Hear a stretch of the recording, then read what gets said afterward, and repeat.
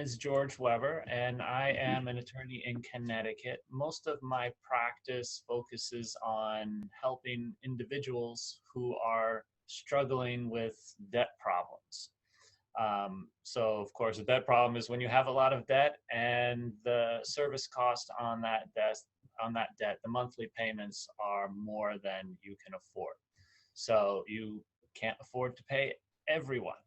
Now, these debt problems, when people come in to see me with these problems, I'm advising them on how to survive the debt problem, but really how to solve the debt problem, how to make the debt go away. Today, I'd like to talk about that, but also about more the surviving the debt part of it, what to do before you can make the debt go away. And that's where a lot of people are struggling right now. People had normal lives, were most of us living paycheck to paycheck, or saving a small amount of money each period, and then we lose our job, and then can't pay the debt anymore. What do we do? It's Today it's extremely common problem for people to have. And with the COVID situation, the good thing is there are more people who are willing to talk about it. So one of the challenges that you all have in referring clients to me is one of them is there's a stigma about going to see a debt relief attorney, or God forbid you use the word bankruptcy attorney. That sounds even scarier to some people. But now, with the COVID, people know the unemployment rate is high. People seem to be more willing, at least many people seem to be more willing to talk about it. It seems to be a little bit more socially acceptable to have financial problems during financial crises. We saw the same thing in 2008 when that mess hit. So it seems like the financial stigma may be down a little bit. There's still the issue of people not talking about their debt. So I'm sure all of you know people with debt problems, but you might not know that you know people with debt problems because people don't like to talk about it. Who would? It's not fun to talk about. People rather talk about something cheerful and uplifting, and who'd blame them? But when you do hear something about somebody with a debt problem, you can sort of very gently give them my name and tell them I help them. If you were to do that, what would happen is they would call me up. We don't charge for an initial consultation.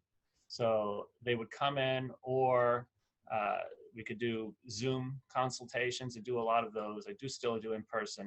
I do telephone consultations as well for initial consultation, but it's not quite as good.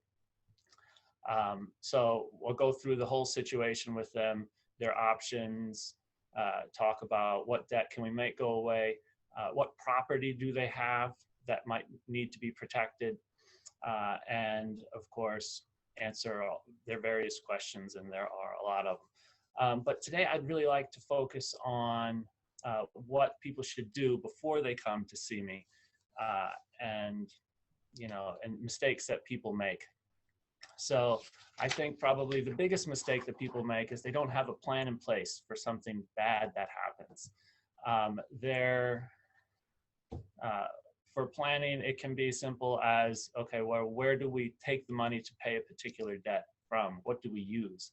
An example of poor planning would be immediately dipping into the retirement account, 401k, to pay off credit card debt. That's probably the most common mistake that I see people make. And I say it's a mistake because there are ways of getting rid of the debt and holding on to the 401k, protecting it.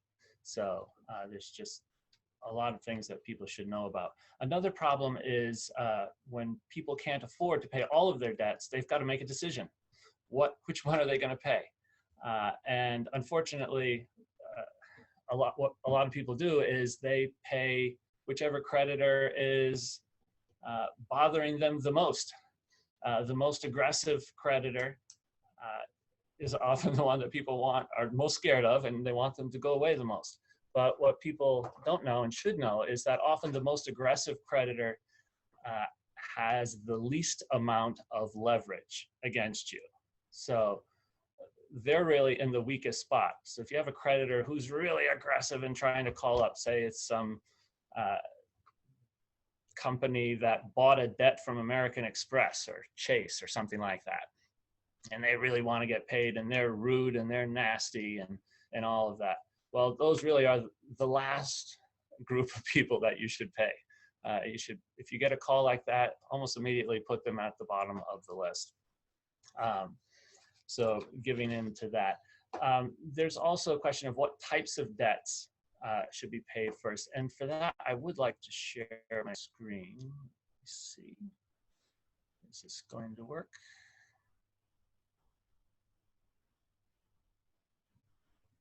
I don't think you guys can see it yet, can you? Anything at all? Not yet. Got a great view of your new specs. My new specs? Glasses. Oh, these are Ann Lindsay specials. She helped me pick them out a couple of years ago. It was great. Thank you, Lindsay. Ann. Okay, so I don't know why it's not. That's weird. Okay. Okay, that's not working. Let me quickly see if I can.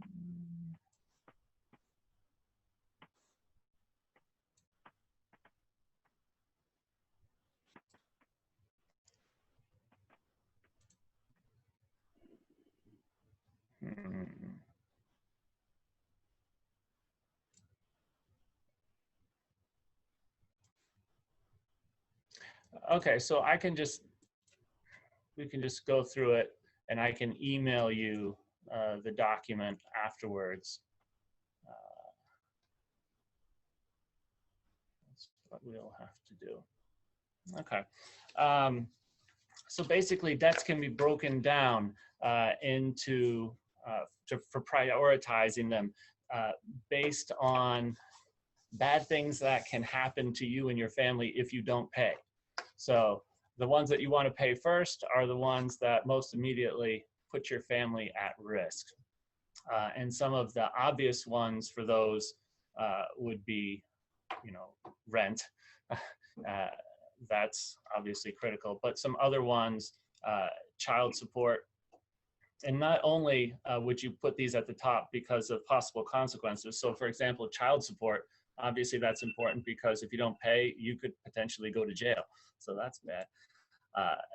And then there's another question of what are your options? If you were to file a bankruptcy case, could you get rid of it? With child support, the answer's no, you can't. So you're stuck with it. And if you don't pay, you're going to jail. So that's the top of the list. 2 minutes, George. Okay, along with paying your rent, car payment, things like that. Some of the things that you might be surprised are not necessarily at the top of the list are income tax debts. There are options for dealing with income tax debts, including some of them are discharged in bankruptcy, but there are other things that you can do, such as offer and compromise. There's a status with the IRS called currently not collectible that people should know about, where if you have lost your job and you're being hounded by the IRS, you can contact them and potentially get into this status where they agree to leave you alone for a period of time. If anyone has any questions about that or anything else, they can certainly contact me. I do want to, in the shared screen, I was also going to show you some resources that you can find for contacting your creditors and asking them if they have any programs that are in place because of COVID-19 to help you with that situation. So I can also put links to those sites in the chat so you will see them. One fantastic resource is the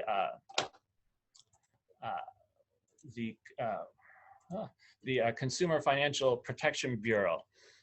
They have tons of stuff about personal finance. They also